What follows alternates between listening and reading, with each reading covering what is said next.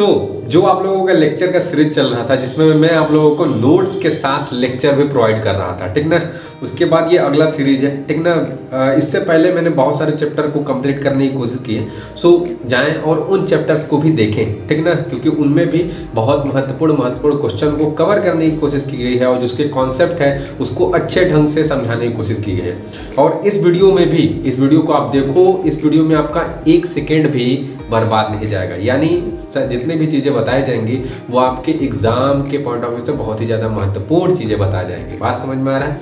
तो इसीलिए आपका 1 सेकेंड भी बर्बाद नहीं जाएगा इस वीडियो के थ्रू, ठीक। तो चलते हैं और देखते हैं। तो जो आज का लेक्चर है आपका वो है अर्धचालक यानी सेमीकंडक्टर्स पे, ठीक ना, जो कि इलेक्ट्रॉनिक्स के अंतर्गत ही आता है और इसमें बहुत ही महत्वपूर्ण क्वेश्चन पूछे जाते हैं। चलते हैं और उन क्वेश्चंस को डिस्कस करते हैं, देखते हैं कि आखिर में है क्या भैया, ये है क्या भला, ठीक। चलो नीचे चलते हैं। अब हम चलो देख लेते हैं। अब देखो, ये तो जानते हो किसके द्वारा लिखा गया होगा, ये तो बताने की जरूरत नहीं है। चलो ये तो बात सही है। अब देखो यहाँ पर जो इसका फर्स्ट टॉपिक है ना, वो क्या कहलाता है कि ऊर्जा बैंड के आधार पर, क्या चीज, ऊर्जा बैंड के आधार पर चालक, अचालक तथा अर्धचालकों का वर्गीकरण करो, बांटो भैया। अब देखो वो ऊर्जा बैंड कहाँ से आखिर में घुस गया। पहले तो हम चालक अचालक ऐसे पढ़ते थे कि चालक वे पदार्थ होते हैं जिसमें मुक्त रूप से हम करंट का फ्लो करवा सके, यानी धारा प्रवाहित हो सके भैया। और अचालक वो पदार्थ या अचालक या कुचालक वो पदार्थ होते हैं जिनमें हम मुक्त रूप से करंट का प्रवाह न करवा पाए, यानी धारा न प्रवाह करवाए, ये होता था पहले। और जो अर्धचालक है, अर्धचालक वे चालक कहलाते थे जिनमें कभी कभी आपका धारा प्रवाहित होता, जिनमें कभी कभी नहीं होता, ठीक ना। तो ये होता। अब ये क्या आ गया, तो ये जो भैया है वर्गीकरण, ये भी सेम डिट्टो के डिट्टो पहले की तरह है, लेकिन इनको बैंड के आधार पर आपको, ऊर्जा बैंड के आधार पर आपको चालक, अचालक और कुचालक बताना है। बात समझ में आ रहा है? देखो क्या होते हैं, एकदम कॉन्सेप्ट क्लियर हो जाएगा, एकदम आपको समझ में आ जाएगा, कोई दिक्कत नहीं होगी। देखो देखते हैं नीचे। अब यहाँ पर आप एक चीज देखो, जान लो कि पहले ही की तरह जैसे चालक में धारा प्रवाहित होते हैं, कुचालक या अचालक में धारा प्रवाहित नहीं होते हैं, और चालक में कभी कभी धारा प्रवाहित होते हैं, कभी कभी नहीं होते हैं, उसके केसेस हैं, ठीक ना। इस चैप्टर में आप केवल अर्धचालक के बारे में पढ़ोगे, केवल अर्धचालक के बारे में, बस चालक और अचालक का पहचान करवा देते हैं होते क्या है भैया, ठीक ना। बाकी इस चैप्टर में पूरा का पूरा अर्धचालक से भरा हुआ है और अर्धचालक हमारे रोजमर्रा की जिंदगी में बहुत काम आते हैं। बात समझ में आ रहा है, ठीक ना। जितने भी आप देखते हो कि जितने छोटे छोटे डायोड लगे रहते हैं आपके मोबाइल से लेकर कंप्यूटर में, ट्रांजिस्टर लगे रहते हैं आपके मोबाइल में, कंप्यूटर में, ये सारे के सारे ये पूरे के पूरे अर्धचालक से ही बने होते हैं। बात समझ में आ रहा है कि नहीं? तो छोटे छोटे डायोड जो आप देखते होगे या फिर ट्रांजिस्टर, मैं दिखाऊंगा कैसे दिखते हैं आखिर में, या फिर साइड में आपको दिख रहा होगा। बात समझ में आ रहा है, ठीक। तो ये पूरे के पूरे चीज़ों का आप स्टडी इसी चैप्टर में करने वाले हो, ठीक। अब यहाँ पर देखो, यहाँ पर बात आती है कि अब ये बैंड गैप के आधार पर कैसे हम कर सकते हैं। तो यहाँ पर आप लोगों ने मतलब कि छोटे क्लासों में ये पढ़ा है कि भैया एक नाभिक होता है, नाभिक के अंदर प्रोटॉन होते हैं, न्यूट्रॉन भी होते हैं, और प्रोटॉन के कारण नाभिक धनात्मक होता है और उसके चारों तरफ क्या होता है, इलेक्ट्रॉन चक्कर लगाता है, जो कि यहाँ पर आपको फिगर में दिख रहा है। इस फिगर में यहाँ देखो, ये इलेक्ट्रॉन है, लेकिन ये जो इलेक्ट्रॉन है, देखो जो बाहरी कोश में जो इलेक्ट्रॉन है, ये वाला जो इलेक्ट्रॉन है जो दिखा रहे हैं, ठीक ना उसको देखना, ये वाला जो इलेक्ट्रॉन है ये अभी क्या है कि देखो केंद्र की तरफ, यानी जो नाभिक है अपनी तरफ खींच करके रखा है भैया, छोड़ के जाए, छोड़ेंगे नहीं तुमको कुल मिला करके, ठीक ना। तो ये अपनी तरफ एक फोर्स लगा रहा है। बात समझ में आ रहा है? तो ये अभी इलेक्ट्रॉन क्या है, बंधा हुआ है बेचारा, मुक्त नहीं है, ठीक ना। अब मुक्त और इलेक्ट्रॉन में फर्क अभी बताते हैं आपको अभी, ठीक ना। तो ये इलेक्ट्रॉन जो बाह्य कोश में होते हैं इसको बोलते हैं संयोजी इलेक्ट्रॉन। क्या बोलते हैं? संयोजी इलेक्ट्रॉन। मतलब वो इलेक्ट्रॉन जो बाह्य कोश में होता है और क्या चीज, जो नाभिक से बंधा हुआ होता है। वैसे तो जितने भी इलेक्ट्रॉन होते हैं वो भी नाभिक से बंधे हुए होते हैं, जल्दी से छोड़ के नहीं जा सकते। अगर उनको छोड़ के जाना होगा तो उनके पास ऊर्जा होनी चाहिए, तब तो वो किसी को छोड़ के जा पाएंगे ना। अरे तुम्हारे पास पैसा होगा तभी तो तुम किसी को मान लोगे छोड़ के चले जाओ कि जाओ हम कमा लेंगे, खा लेंगे, हमारे पास पैसा है। अगर तुम्हारे पैसे ही नहीं रहेगा तो तुम भीख मांगोगे, और तुम्हारे पास दम भी होना चाहिए, लेकिन ठीक है। चलो ये कहने वाली बात हो गई, लेकिन यहाँ पर ये इलेक्ट्रॉन तब तक छोड़ के नहीं जाएगा तब तक इसके पास ज़्यादा ऊर्जा नहीं होगी। बात समझ में आ रहा है? लेकिन अभी जो ये इलेक्ट्रॉन है, ये इस इलेक्ट्रॉन की जो ऊर्जा है, मान लो 2 इलेक्ट्रॉन वोल्ट हो कि जो कि बहुत कम इलेक्ट्रॉन है, बहुत कम ऊर्जा है, ठीक ना, कम ऊर्जा वाली इलेक्ट्रॉन है, ठीक। और इसी इलेक्ट्रॉन को क्या कहते हैं? बद्ध इलेक्ट्रॉन। इतना बात समझ में आ गया। थोड़ी मोड़ी जो बातें हैं उसको एकदम ध्यान से सुनते जाइए और एकदम दिमाग में बैठाते जाइए। जो बाह्य कोश में इलेक्ट्रॉन है उसको संयोजी इलेक्ट्रॉन बोलते हैं, उसके पास बहुत कम ऊर्जा होती है, तभी तो बाह्य कोश को नहीं छोड़ पाती ना भैया। 2 इलेक्ट्रॉन वोल्ट ऊर्जा है उसके पास, ठीक ना। और उसको बद्ध इलेक्ट्रॉन भी बोलते हैं क्योंकि ये बंधा होता है, ठीक ना। ये बात समझ में आ गया। अब यहाँ पर देखो ये जो इलेक्ट्रॉन है इससे हम क्या कर रहे हैं, ऊपर से 3 इलेक्ट्रॉन वोल्ट की ऊर्जा दे रहे हैं। क्या कर रहे हैं भैया, 3 इलेक्ट्रॉन वोल्ट की क्या कर रहे हैं, ऊर्जा दे रहे हैं। क्यों, क्योंकि इस इलेक्ट्रॉन को हम चाहते हैं कि ये इलेक्ट्रॉन कैसे भी करके बाह्य कोश को छोड़ दे।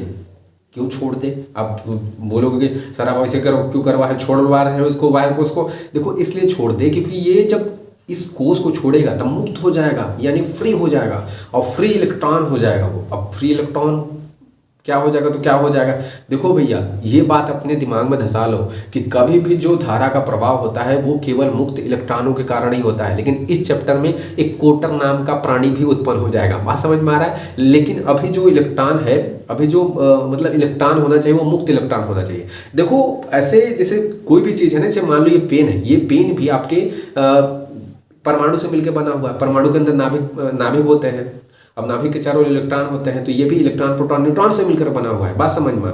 लेकिन जो धारा प्रवाह होता है वो केवल इलेक्ट्रॉन के कारण होते हैं, क्योंकि इलेक्ट्रॉन किसी परमाणु के चारों तरफ होते हैं। उसको थोड़ा सा भी ऊर्जा देंगे तो कुछ निकल जाएगा। और जो प्रोटॉन होते हैं वो नाभिक के अंदर होते हैं, तो कैसे उसको निकालोगे कैसे, पहली बात तो। अब नाभिक के अंदर है तो एक और हम ऊर्जा मान कर चलते हैं, किसी भी नाभिक के अंदर दुनिया का सबसे ताकतवर बल काम करता है जिसको नाभिकीय बल कहा जाता है। तो ये तो अब नाभिक के अंदर से नाभिकीय बल को हटाओगे तब नाभिकीय बल दुनिया का सबसे ताकतवर बल है, उसको नहीं हटा पाओगे, बात को समझना, ठीक ना। तो इसीलिए यहाँ पर आप देख रहे हो कि ये जो मुक्त इलेक्ट्रॉन है, सॉरी ये जो इलेक्ट्रॉन था, ये वाला जो इलेक्ट्रॉन था इसको हम 3 इलेक्ट्रॉन वोल्ट ऊर्जा दे दिए। देखो 2 इलेक्ट्रॉन वोल्ट ऑलरेडी था इसके पास और 3 इलेक्ट्रॉन वोल्ट ऊर्जा दे दिए, तो इसके पास कुल 5 इलेक्ट्रॉन वोल्ट हो गया और ताकतवर हो गया। और ये क्या करेगा, कच्चा छोड़ देगा। ऐसा क्यों करवा रहे हैं हम, क्योंकि हमें इलेक्ट्रॉन को, अभी ये संयोजी इलेक्ट्रॉन है तो जो संयोजी इलेक्ट्रॉन है उसको मुक्त इलेक्ट्रॉन बनाना है। क्योंकि हमारे इतिहास में लिख दिया गया है कि भैया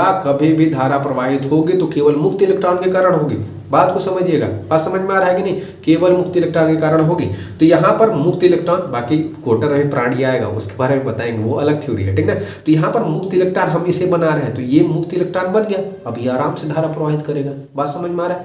तो ये देखो पूरा का पूरा जो स्ट्रक्चर हमने बता रखा ना, ये जो स्ट्रक्चर पूरा का पूरा बताया, ये तो केवल एक परमाणु के लिए है, क्योंकि आप देख रहे हो कि केवल एक ही परमाणु है ना भैया, है कि नहीं। तो ये जब केवल एक परमाणु के लिए है तो, लेकिन अगर मान लीजिए कि हमारे पास बहुत सारे परमाणु हो गए, ये केवल एक परमाणु का पूरा स्ट्रक्चर था, बात को समझिएगा। तो ये पूरा एक परमाणु का स्ट्रक्चर था। देखो ये पेज है, अगर ये नोट्स चाहिए, रुक जाओ थोड़ा सा, ये नोट्स चाहिए तो डिस्क्रिप्शन में नोट्स हमने लिंक दे दिया, वहाँ से जाकर के डाउनलोड कर लिया। बहुत ही झन्नाटेदार अच्छा नोट्स है, ठीक। आपको लेक्चर यहाँ से मिल जा रहे हैं, नोट्स डाउनलोड कर लो, 2 चीज़ हो गए। अब किसी चीज़ का गम नहीं रहेगा आपको ज़िंदगी में। बोले ऐसे मत बोलिए सर, बहुत गम है ज़िंदगी में। देखो यहाँ पर, अब यहाँ पर कुल मिलाकर के तो ये एक परमाणु का था ना। पॉइंट पे आते हैं कि ये केवल एक परमाणु लिया था, एक परमाणु के अंदर एक ही नाभिक होगा भैया, 10 नाभिक तो होगा नहीं, ठीक ना।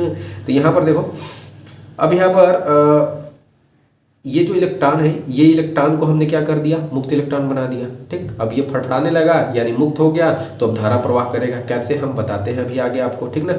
तो सारा चीज़ हम बताएंगे आपको, ठीक। अब देखिए थोड़ा सा नीचे जाते हैं, देखिए अब यहाँ पर है क्या, देखिए इस चीज़ को देखिए, इस चीज़ को थोड़ा सा देखिए कि बहुत सारे परमाणु हों, मतलब अरबों खरबों आपके पास परमाणु हो गए। वहाँ पर एक परमाणु था, अरबों खरबों परमाणु हो जाएंगे तो अरबों खरबों इलेक्ट्रॉन, है कि नहीं, क्योंकि हर परमाणु में तो इलेक्ट्रॉन होंगे ना। और जो परमाणु होंगे उनमें एक कक्षे में ये जो थोड़ा ना एक ही इलेक्ट्रॉन होगा, बहुत सारे इलेक्ट्रॉन हो सकते हैं। संयोजकता जानते होगे नहीं, जो बाह्य कोश में कितने 4 हो सकते हैं, है कि नहीं। तो यहाँ पर ये जो परमाणु देख रहे हो भैया, अब मान लो ये हमारे पास बहुत सारे परमाणु हो गए, बहुत सारे परमाणु तो बहुत सारे इलेक्ट्रॉन, परमाणु के अंदर ही इलेक्ट्रॉन होता है, नाभिक के चारों ओर चक्कर लगाता है। तो उसके लिए हमें क्या करना पड़ेगा, एक हमें कुछ ना कुछ तो तैयार करना पड़ेगा जिसमें हम इलेक्ट्रॉनों को रख पाएंगे, बात समझ में आ रहा है, जिसमें हम इलेक्ट्रॉनों को क्या कर पाएंगे, रख पाएंगे। तो इसीलिए हमने क्या बनाया कि बैंड बनाया, मतलब एक बैंड थ्योरी दिया कि जब हमारे पास बहुत सारे इलेक्ट्रॉन हो जाएंगे तो हम उन इलेक्ट्रॉनों को कहाँ रखेंगे, बैंड में, ठीक ना। बैंड में सपोज करेंगे कि ये जो इलेक्ट्रॉन है ये एक बैंड में है, देखो नीचे, जिसको संयोजी बैंड, संयोजी बैंड का मतलब संयोजी इलेक्ट्रॉन क्या था, जो बंधा हुआ था नाभिक से, ठीक ना। और इसमें भी जो इलेक्ट्रॉन है, बहुत सारे इलेक्ट्रॉन हैं, तो उसी को बैंड बोला जा रहा है, ये बात समझो। तो इसको संयोजी बैंड बोला जा रहा है क्योंकि बहुत सारे इलेक्ट्रॉन आ गए, बात समझ में आ रहा है। लेकिन अभी ये इलेक्ट्रॉन क्या है, बंधे हुए हैं, तो अभी कोई भी ऊर्जा नहीं निकाल पाएंगे, ठीक ना। लेकिन जैसे ही अगर ये इलेक्ट्रॉन को हम कुछ ऊर्जा, देखो 3 इलेक्ट्रॉन वोल्ट का ऊर्जा दे रहे हैं यहाँ पर, मान लो कि 3 इलेक्ट्रॉन वोल्ट का ऊर्जा दे रहे हैं, तो ऊर्जा देते ही ये क्या करेंगे, पुचुक दिखा इसमें डाक जाएंगे। अब ये क्या है, ये कौन सी नई बला है, तो देखो ये जो बला है इसका नाम है चालक बैंड। यानी चालक बैंड का मतलब जिसमें धारा प्रवाह होती है, चालक क्या होता है, जिसमें धारा प्रवाह, तो इसको बैंड मान के रखे कि बहुत सारे जब इलेक्ट्रॉन जाएंगे कहाँ से, संयोजी बैंड से किसी चालक बैंड में, तो धारा प्रवाह होगी। बात समझ में आ रही है ना। ये एक थ्योरी है जिसको आपको बस समझना है कि कॉन्सेप्ट को क्लियर करना है कि यहाँ पर संयोजी बैंड में वही इलेक्ट्रॉन है जो नाभिक से बंधे हुए हैं। लेकिन जैसे ही हम क्या किए कि जैसे ही इन इलेक्ट्रॉनों को ऊर्जा दिया हमने, तो यही इलेक्ट्रॉन फुदुक के कहाँ चले गए, चालक बैंड में। चालक बैंड में जैसे ही जाएंगे तो इलेक्ट्रॉन भी फुदकने लगे, यानी चालक बैंड में चले गए, तो धारा का प्रवाह होगा, क्योंकि आवेश प्रवाह की दर को ही धारा बोलते हैं। पढ़े हो कि नहीं, आवेश प्रवाह की दर ही धारा कहलाती है। तो आवेश प्रवाह हो रहा है यानी मुक्त इलेक्ट्रॉन प्रवाह हो रहा है, यानी धारा बहेगा। अब मुक्त इलेक्ट्रॉन कहाँ, तो संयोजी पहले थे क्योंकि बैंड में बंधे हुए थे, नाभिक से पूरे बंधे हुए थे, लेकिन जैसे ही हमने उसको ऊर्जा दिया तो वो निकल गए। बात समझ में आ रहा है कि नहीं। तो ये समझ में आ गया होगा, संयोजी बैंड क्या होते हैं, जिनमें इलेक्ट्रॉन एकदम बंधे हुए होते हैं, लेकिन जब हम ऊर्जा दे देते हैं तो वही इलेक्ट्रॉन फुदक के कहाँ चल जाएंगे, चालक बैंड में, और वहां पर धारा का प्रवाह होगा। अब बीच में ये वर्जित ऊर्जा अंतराल क्या है, देखो ये वो ऊर्जा अंतराल है ना, मतलब ये वो ऊर्जा अंतराल है जिसमें हम कितना ऊर्जा दे दें कि जो इलेक्ट्रॉन है संयोजी बैंड से ऊर्जा बैंड में, संयोजी बैंड से चालक बैंड में चल जाए। मतलब ये वो ऊर्जा अंतराल कहलाता है जिसमें हम इलेक्ट्रॉन जो है संयोजी बैंड में जो इलेक्ट्रॉन है उसको कितना ऊर्जा दे दें कि किस में चला जाए, वो चालक बैंड में। क्योंकि भैया संयोजी बैंड में जो इलेक्ट्रॉन है अब चालक बैंड में जाएंगे तभी धारा का प्रवाह होगा। बात समझ में आ गया। तो ये बात आपको समझ में आ गई होगी कि क्या चीजें हैं ये, ठीक ना। आई होप ये समझ में आ गया होगा। अब आगे चलते हैं। बगल में जो हमने यहाँ पर लिखा हुआ है कि 10 things said by the losers, इसको जरूर देख लेना क्योंकि ये बहुत ही ज़्यादा जरूरी होता है एक स्टूडेंट की लाइफ में। कि कभी भी ये मत बोलना कि मैं मंडे से स्टार्ट करूँगा, ये कभी मत बोलना कि ये मेरी गलती नहीं थी। बात समझ में आ रहा है। ये सांत्वना दोगे तुम अपने आप को कि मेरी गलती नहीं थी, हम तो इनोसेंट है वगैरह वगैरह, ठीक ना। ये और यहाँ पर ये कभी मत बोलना कि आई कॉन्ट डू इट, ठीक ना। ये सारे के सारे बेकार चीज़ें हैं। तो 10 चीज़ अपने लाइफ में अगर सक्सेस होना है तो ये सारे के सारे चीज़ों को कभी इग्नोर मत करना। बात समझ में आ रहा है कि नहीं। ये सबको थोड़ा लेके चलो कि नहीं, ये अगर हमको ये नहीं करना है कि मंडे को हम शुरू करेंगे, जो काम करना है आज करेंगे हम। बात समझ में आ गई। तो ये सारे के सारे चीज़ें हैं, थोड़ा मोड़ा हम बता देते हैं आप लोग को, ठीक। अब यहाँ पर अब अपने टॉपिक पे आते हैं, यानी जनरल डाल नीचे टॉपिक पे आते हैं। तो यहाँ पर जैसे अब टॉपिक पे आएंगे, हम नीचे चलते हैं अब थोड़ा सा। तो यहाँ पर देखेंगे वर्जित ऊर्जा अंतराल हमने बता भी रखा है क्या होता है। देखो इसका डेफिनेशन देख लेते हैं कि चालन बैंड या चालक बैंड और संयोजी बैंड के बीच में जो ऊर्जा का अंतराल होता है, मतलब कितना ऊर्जा दे देते हैं इलेक्ट्रॉन को, संयोजी बैंड से ऊर्जा चालन बैंड में चला जाता है इलेक्ट्रॉन हमारा। बात समझ में आ रहा है कि नहीं। तो उसी ऊर्जा अंतराल को क्या करते हैं, वर्जित ऊर्जा अंतराल कहते हैं। इसे फॉरबिडन बैंड गैप भी बोलते हैं। और संयोजी बैंड को क्या बोलते हैं, वैलेंस बैंड बोलते हैं। और चालक जो बैंड होता है, चालन जो बैंड होता है, उसको कंडक्टिंग बैंड बोलते हैं। बात समझ में आ रहा है। अब यहाँ पर देखो, अब ये जो ऊर्जा बैंड के आधार पर हमें चालक, कुचालक और अर्धचालक का डेफिनेशन बनाना था, वही बनाना है। अब देखो यहाँ पर बात को समझना बहुत इजी है, कोई दिक्कत नहीं है। कुचालक वे पदार्थ होते हैं जिनके लिए वर्जित ऊर्जा अंतराल का मान बहुत ज़्यादा होता है। देखो कुचालक में अगर मान लो ये गैप बहुत ज़्यादा है, ये देखो अगर मान लो जो ये गैप है, ये जो गैप है, ये जो गैप है बहुत ज़्यादा है, मान लो थोड़ा बड़ा दिक्कत तो आता है ये साला। अब मान लो कि ये जो गैप है, ये वाला गैप बहुत ज़्यादा है, तो तुमको बहुत ज़्यादा ऊर्जा देना पड़ेगा, तब जाकर के संयोजी बैंड में जो इलेक्ट्रॉन है वो खसक के यहाँ पर जाएगा। अगर बैंड मान लो यहाँ पर एक बैंड हो जाए और यहाँ पर एक बैंड हो जाए, तो ये जो बैंड है अगर इतना ज़्यादा दूर हो गया तो मतलब बहुत ज़्यादा ऊर्जा दोगे तब तो इलेक्ट्रॉन पुचुक दिखा वहाँ पर जाएगा, और एकदम पास में है तो ऊर्जा देना ही नहीं पड़ेगा अगर एकदम पास में आ गया। समझ रहे हो कि नहीं गुरु? तो ये कुल मिलाकर के ये हो जाएगा। तो यहाँ पर कुचालक वे पदार्थ होते हैं जिनके लिए वर्जित ऊर्जा अंतराल का मान बहुत ज़्यादा, लगभग कितना होता है तो हमने बताने की कोशिश की है कि यहाँ पर कितना होता है, तो डेल्टा Eg से क्या ऊर्जा अंतराल को ही दिखाते हैं, -3 से 7 इलेक्ट्रॉन वोल्ट के बीच में होता है। बात समझ में आ रहा है कुचालक के लिए। अब यहाँ पर जैसे कुचालक में जो एग्जाम्पल्स आप पहले जानते थे वही एग्जाम्पल्स अभी भी है कि लकड़ी, कांच, प्लास्टिक, हीरा। अब इसका जो हीरा के लिए जो यहाँ पर कुचालक है, कुचालक जैसे हीरा में धारा नहीं प्रवाहित होता, ग्रेफाइट में होता है, हीरा में नहीं होता, बात समझिएगा। तो यहाँ पर जो क्या कहते हैं, रुक जाओ थोड़ा सा, तो यहाँ पर जो हीरे के लिए जो वर्जित ऊर्जा अंतराल का मान होगा वो 6 इलेक्ट्रॉन वोल्ट। मतलब हीरे में अगर आप इतना ज़्यादा ऊर्जा प्रवाहित कर दिए तो हीरा में भी धारा प्रवाहित होने लगेगी, ठीक ना। लेकिन जान देखो कुल मिलाकर के ये होता है ना कि यहाँ पर ऊर्जा, जैसे कुचालक में हम बोल रहे हैं कि 3 से 7 इलेक्ट्रॉन वोल्ट आप ऊर्जा देंगे तो वो धारा प्रवाहित करने लगेगी। सब ज़्यादा एक कॉन्सेप्ट को समझना। मान लो ये है, मान लो ये प्लास्टिक का है। अब अगर इसको हम ऊर्जा देंगे, ऊर्जा कैसे देते हैं, ऊर्जा हम इसको हीट करेंगे यानी गर्म करेंगे, बात को समझना है, इसको हम गर्म करेंगे। लेकिन आप खुद ही सपोज करो ना कि भैया अगर इसको मान लो गर्म करेंगे हम तो साला ये पिघल जाएगा उतना में, है कि नहीं। तो जब पिघल जाएगा तो अब ये रहे ना रहे क्या फर्क पड़ता है, बात समझ में आ रहा है कि नहीं। इसीलिए कुचालक में धारा तो प्रवाहित कर सकते हो, लेकिन देखो ये पिघलेगा तो लिक्विड फॉर्म में चेंज हो जाएगा, तब उसमें धारा थोड़ा मोड़ा फ्लो होगा ही। लेकिन तुम उतना गर्म करोगे फिर धारा प्रवाहित होगा, गल गया ये फिर खराब हो जाएगा, करोगे क्या तुम? फिर वो कुचालक मतलब धारा प्रवाह करके कहाँ तुम बल्ब में लगाओगे, बात समझ में आ रहा है कि नहीं। तो इसीलिए तो यहाँ पर इसीलिए हम उतना ज़्यादा नहीं कर पाते हैं, यानी जो ऊर्जा देना सही नहीं होता है कुचालक में, उसको चालक बनाने के लिए, बात समझ में आ रहा है। इस लकड़ी है तो उसको अगर ज़्यादा हीट कर देंगे मतलब गर्म कर देंगे तो जल जाएगा, तो धारा कहाँ से प्रवाहित कर पाओगे फिर, बात समझ में आ रहा है कि नहीं। तो यही हो जाएगा। तो यहाँ पर अब नीचे की ओर चलते हैं, नीचे की ओर देखते हैं क्या क्या चीज़ें और हैं। तो वही अब फिर कुचालक के बाद आप जानते हो कि चालक आएगा, ठीक, और चालक आ गया।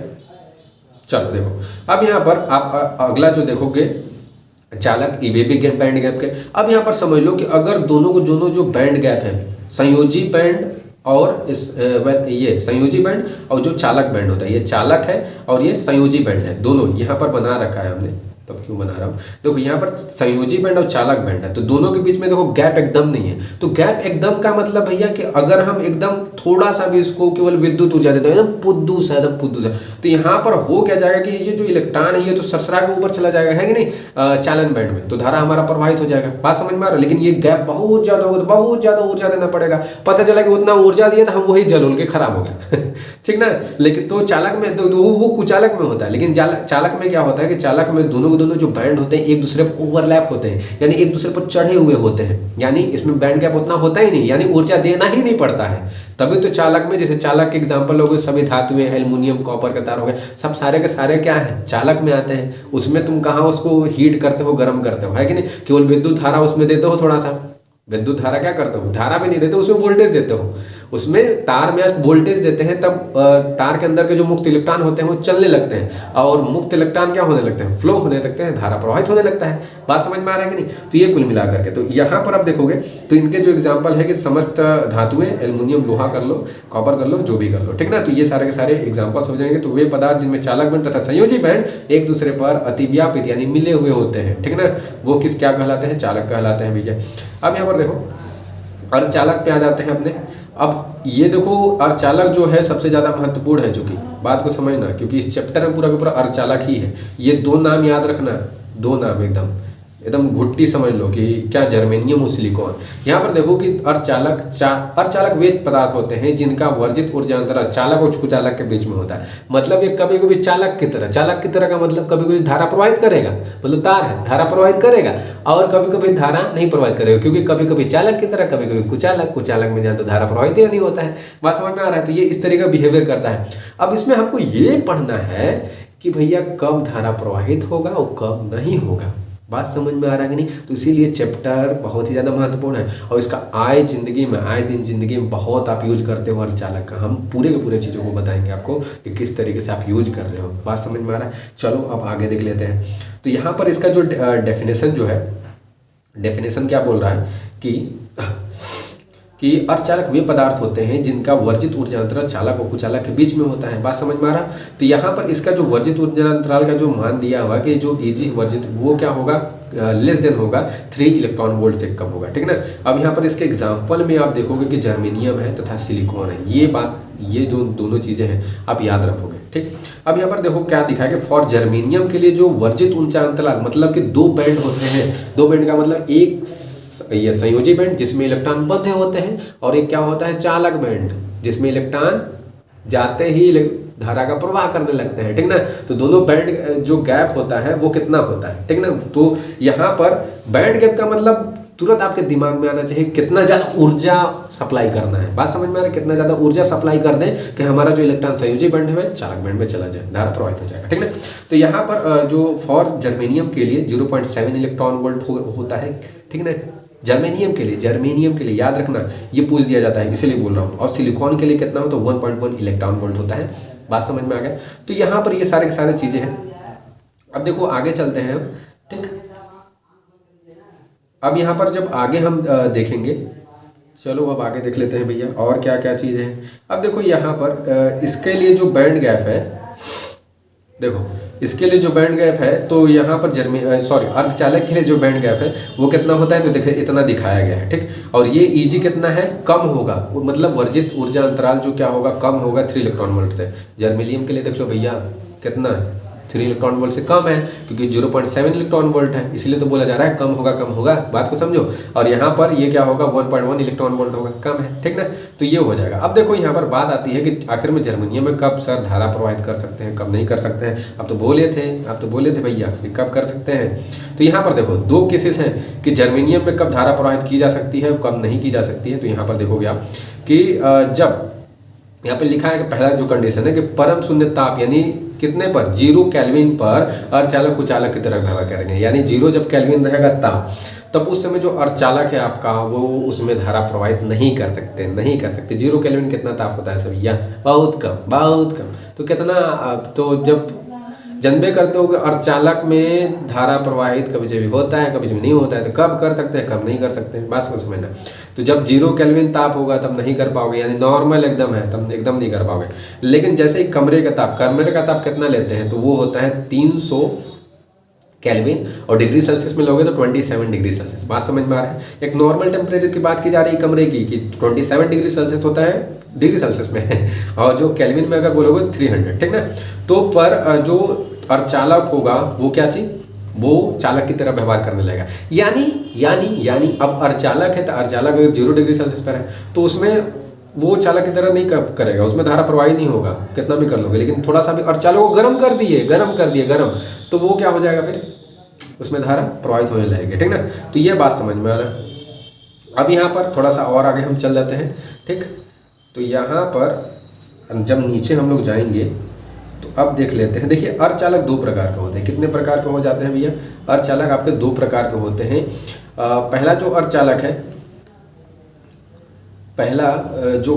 है वो निज अर्धचालक और दूसरा क्या होता है, वाह्य अर्धचालक। बात को समझिएगा, निज और वाह्य। अब ये एक को इंग्लिश में इंट्रिंसिक सेमीकंडक्टर और दूसरे को क्या बोलते हैं, एक्सट्रिंसिक सेमीकंडक्टर। एक इंट्रिंसिक सेमीकंडक्टर है, एक एक्सट्रिंसिक सेमीकंडक्टर है। इंग्लिश भी बहुत ही ज़्यादा इंपॉर्टेंट होगा क्योंकि आपके आगे की सारी पढ़ाइयाँ इंग्लिश में हो जाएंगी। मैं हमेशा बोलता हूँ इस बात को, ठीक।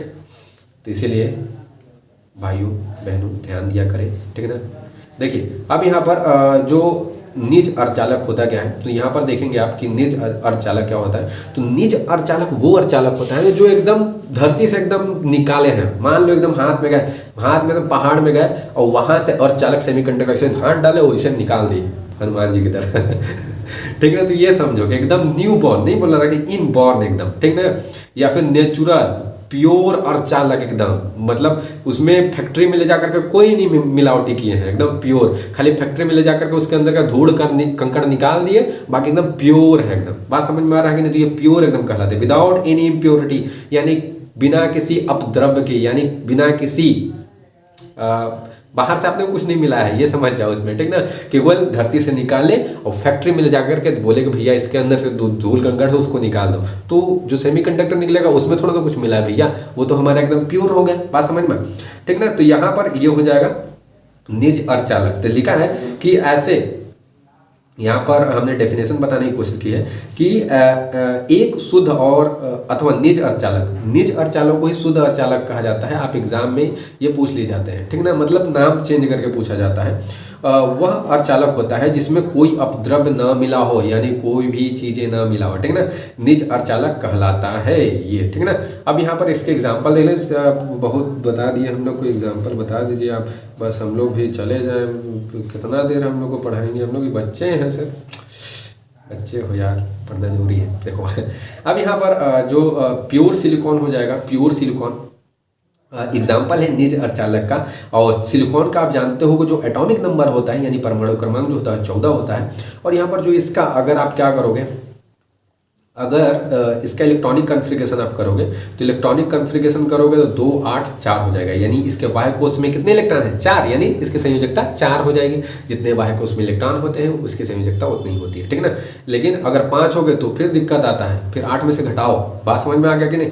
तो ये अब यहाँ पर अगर प्योर जर्मेनियम का देखेंगे आप, तो Z बराबर में, यानी इसके परमाणु क्रमांक यानी एटॉमिक नंबर इसकी 32 होती है। अब इसको जब तोड़ोगे आप तो 2 8 18 4 में टूट जाएगा, ये बात को समझना, ठीक ना।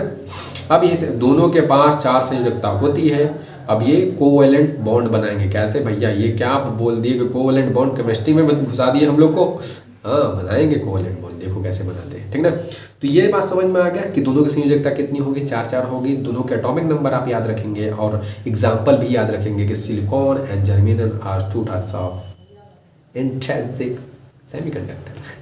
देखो अब कभी जो फॉरेन वाला इंग्लिश बोल लेता हूँ, गुरुजी चंट हो गए हैं। देखो अब यहाँ पर जो निज अर्धचालकों में विद्युत का चालन अगला आपका टॉपिक होगा। इसको आप क्या करोगे ना, थोड़ा सा किताब आपके पास जो भी होगा उसको पढ़ना, या फिर ये नोट को डाउनलोड कर लो और उस नोट से थोड़ा सा पढ़ने की कोशिश करना। इस लेक्चर, ये अगला लेक्चर में मैं स्टार्ट करूँगा और अगला लेक्चर जल्द से जल्द आएगा आपका, जल्द से जल्द आपके पूरे के पूरे सिलेबस खत्म कर दिए जाएंगे। बात समझ में आ रहा है, पूरा का पूरा कॉन्सेप्ट क्लियर करके। आई होप ये आपको वीडियो समझ में आया होगा और जल्दी जल्दी मैं कवर करने की कोशिश करूंगा। सो आप क्या करना है, या तो आप देख देख करके नोट्स बना लो, या तो मेरे पास नोट्स है उसको डाउनलोड कर लो, जो डिस्क्रिप्शन में लिंक दिया है। देखो मैं हमेशा बोलता हूँ कि जो नोट्स आप अपने से बनाओगे ना उसकी बात कुछ और ही रहती है भाई। क्योंकि देखो मैं भी एक, अगर मैं नॉलेज शेयर कर पा रहा हूँ आपसे, तो मैं भी एक स्टूडेंट लाइफ जी चुका हूँ, मैंने भी बहुत सारे नोट्स बनाए, तो उसकी बात अलग रहती है। डाउनलोड अगर टाइम नहीं है, कोई प्रॉब्लम चल रही है, उसके लिए मैंने नोट्स डिस्क्रिप्शन में दे दी है, वो डाउनलोड कर सकते हो। अदरवाइज अगर आप अभी खाली हो तो नोट्स बनाओ। बात समझ में आ रहा है। तो आज के लिए बस इतना ही। आई होप कि आपको ये लेक्चर बढ़िया लगा होगा। इस लेक्चर को बहुत ज़्यादा से ज़्यादा शेयर कीजिएगा ताकि सारे के सारे बच्चों को पता चले कि नहीं, कोई तो इंसान है जो कम से कम फ्री में दे रहा है। और गारंटी यार, ये सारे के सारे जो लेक्चर्स हैं, सारे के सारे जो नोट्स हैं, आज भी फ्री हैं, 10 साल के बाद भी फ्री होंगे, कोई दिक्कत नहीं होगा। बस विश्वास रखो, पढ़ो लिखो, और एक काम करना, अगर सपोर्ट करना है तो इस चैनल को सब्सक्राइब कर लेना, वीडियो को लाइक कर देना एंड बहुत ज़्यादा शेयर करना दोस्तों के साथ, क्योंकि मैं चाहता हूँ कि हर व्यक्ति, हर स्टूडेंट का हेल्प हो। बात समझना, ठीक है ना, हर स्टूडेंट का हेल्प हो। तो आज के लिए बस इतना ही। जब पढ़ो, धूम मचा दो, बवाल कर दो पढ़ के।